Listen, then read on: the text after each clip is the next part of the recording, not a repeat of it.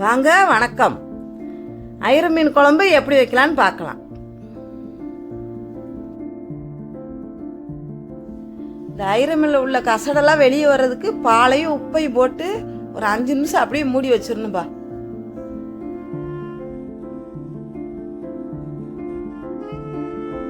ஒரு நெல்லிக்காய் சைஸ் புளிய தண்ணி ஊற்றி ஊற வச்சிடணும்.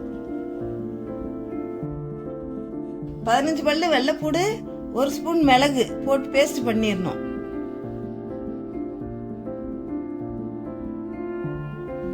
சட்டி அடுப்பில் வச்சு 50 கிராம் நல்லெண்ணெய் ஊற்றிடணும்.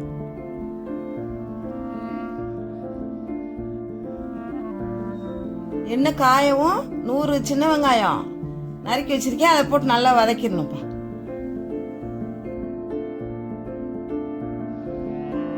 வெங்காயம் வதங்கவும் அரைச்சி வச்ச பேஸ்ட்டை சேர்த்து நல்லா வதக்கி விட்டுருணும். 3 தக்காளி கட் பண்ணி வச்சிருந்ததை அதையும் சேர்த்து வதக்கிடுவோம்.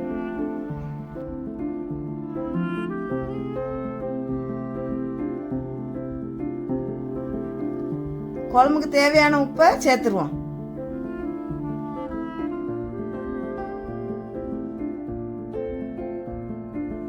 கொஞ்சோண்டு மஞ்சத்தூள் சேர்த்துடணும்.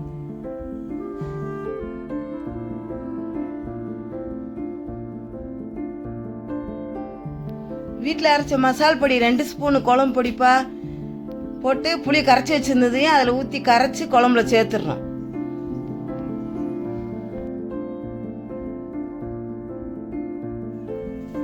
தக்காளி வெங்காயம் நல்லா வதங்கிருச்சு.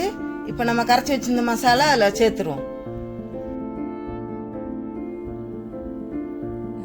ஒரு 10 நிமிஷம் குழம்பு நல்லா கொதிக்கட்டும்.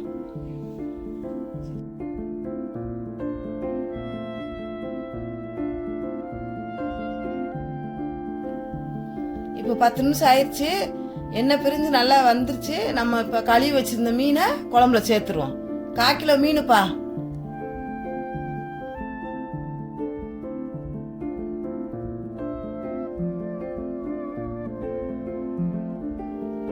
மீனை போட்டு 5 நிமிஷத்துல அடுப்பை நிப்பாட்டிடணும்ப்பா.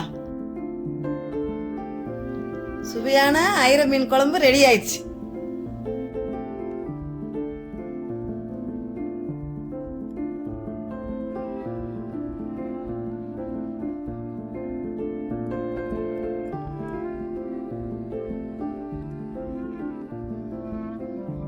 இந்த வீடியோ பிடிச்சிருந்தா லைக் பண்ணுங்க, ஷேர் பண்ணுங்க, சப்ஸ்கிரைப் பண்ணிருங்க. நன்றி, வணக்கம்.